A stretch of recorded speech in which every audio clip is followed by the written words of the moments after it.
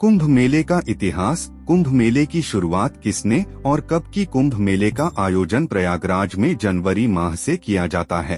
अर्ध कुंभ का आयोजन 6 वर्ष और पूर्ण कुंभ का आयोजन 12 वर्षों के बाद किया जाता है। यह मेला दुनिया का सबसे बड़ा धार्मिक और संस्कृति का प्रतीक है। कुंभ मेला 48 दिनों तक चलता है। आइए इस वीडियो के माध्यम से कुंभ का अर्थ जानते हैं। इसे क्यों मनाया जाता है, इसके पीछे का इतिहास क्या है, किसने कुंभ मेले की शुरुआत की थी, इत्यादि। नमस्कार दोस्तों, छोटका बाबा चैनल पर आप सभी का स्वागत है। यदि आप भी कुंभ का रोचक इतिहास सुनना चाहते हैं तो वीडियो को लाइक और चैनल को सब्सक्राइब जरूर करें और हाँ, कमेंट में हर हर महादेव जरूर लिखें। चलिए शुरू करते हैं। देखा जाए तो कुंभ मेले का इतिहास काफी पुराना है। भारत में यह मेला बहुत अनूठा है, जिसमें पूरी दुनिया से लोग आते हैं और पवित्र नदी में स्नान करते हैं। का अपना ही धार्मिक महत्व है और यह संस्कृति का भी एक महत्वपूर्ण प्रतीक माना जाता है। यह मेला लगभग 48 दिनों तक चलता है। मुख्य रूप से दुनिया भर से साधु, संत, तपस्वी, तीर्थयात्री इत्यादि भक्त इसमें भाग लेते हैं। परंतु क्या आप कुंभ का अर्थ जानते हैं?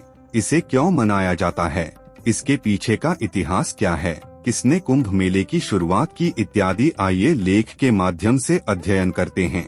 हिंदू पौराणिक कथाओं के अनुसार कुंभ मेला 12 वर्षों के दौरान 4 बार मनाया जाता है। कुंभ मेले का आयोजन 4 तीर्थ स्थलों में होता है। ये स्थान हैं उत्तराखंड में गंगा नदी पर हरिद्वार, मध्य प्रदेश में शिप्रा नदी पर उज्जैन, महाराष्ट्र में गोदावरी नदी पर नासिक और उत्तर प्रदेश में गंगा, यमुना और सरस्वती 3 नदियों के संगम पर प्रयागराज। कुंभ मेले का इतिहास। कुंभ मेला 2 शब्दों कुंभ और मेला से बना है। कुंभ नाम अमृत के अमर पात्र या कलश से लिया गया है, जिसे देवता और राक्षसों ने प्राचीन वैदिक शास्त्रों में वर्णित पुराणों के रूप में वर्णित किया था। जैसा कि हम सभी परिचित हैं, एक संस्कृत शब्द है जिसका अर्थ है सभा या मिलना। इतिहास में कुंभ मेले की शुरुआत कब हुई, किसने की, इसकी किसी ग्रंथ में कोई प्रमाणिक जानकारी नहीं है, परंतु इसके बारे में जो प्राचीनतम वर्णन मिलता है वह सम्राट हर्षवर्धन के समय का है, जिसका चीन के प्रसिद्ध तीर्थयात्री ह्वेनसांग द्वारा किया गया है। पुराणों के अनुसार ऐसा माना जाता है कि शंकराचार्य ने इसकी शुरुआत की थी और कुछ कथाओं के अनुसार कुंभ की शुरुआत समुद्र मंथन से ही हो गई थी। आइए समुद्र मंथन से जुड़ी हुई इस कहानी के बारे में अध्ययन करते हैं। ऐसा कहा जाता है कि महर्षि दुर्वासा के श्राप के कारण जब इंद्र और देवता कमजोर पड़ गए, तब राक्षस ने देवताओं पर आक्रमण करके उन्हें परास्त कर दिया था। ऐसे में सब देवता मिलकर विष्णु भगवान के पास गए और सारा वृतांत सुनाया। भगवान ने देवताओं को दैत्यों के साथ मिलकर समुद्र यानी क्षीर सागर में मंथन करके अमृत निकालने को कहा। दूधसागर ब्रह्मांड के आकाशीय क्षेत्र में स्थित है। सारे देवता भगवान विष्णु जी के कहने पर दैत्यों से संधि करके अमृत निकालने के प्रयास में लग गए। समुद्र मंथन से अमृत निकला। देवताओं के इशारे पर इंद्र का पुत्र जयंत अमृत कलश लेकर उड़ गया। इस पर गुरु शंकराचार्य के कहने पर दैत्यों ने जयंत का पीछा किया और काफी परिश्रम करने के बाद दैत्यों ने जयंत को पकड़ लिया और अमृत कलश पर अधिकार जमाने के लिए देव और राक्षसों में 12 दिन तक भयानक युद्ध चला रहा। ऐसा कहा जाता है कि इस युद्ध के दौरान पृथ्वी के 4 स्थानों पर अमृत कलश की कुछ बूंदें गिरी थी, जिनमें से पहली बूंद प्रयाग में, दूसरी हरिद्वार में, तीसरी बूंद उज्जैन और चौथी नासिक में गिरी थी। इसीलिए इन्हीं 4 जगहों पर कुंभ मेले का आयोजन किया जाता है। यहीं आपको बता दें कि देवताओं के 12 दिन पृथ्वी पर 12 साल के बराबर होते हैं। इसलिए हर 12 साल में महाकुंभ का आयोजन किया जाता है। कुंभ मेला के रोचक तथ्य। कुंभ मेला दुनिया का सबसे बड़ा धार्मिक सम्मेलन है, जिसे धार्मिक तीर्थयात्रियों की दुनिया की सबसे बड़ी मंडली के रूप में भी जाना जाता है। कुंभ मेले का पहला लिखित प्रमाण भागवत पुराण में उल्लिखित है।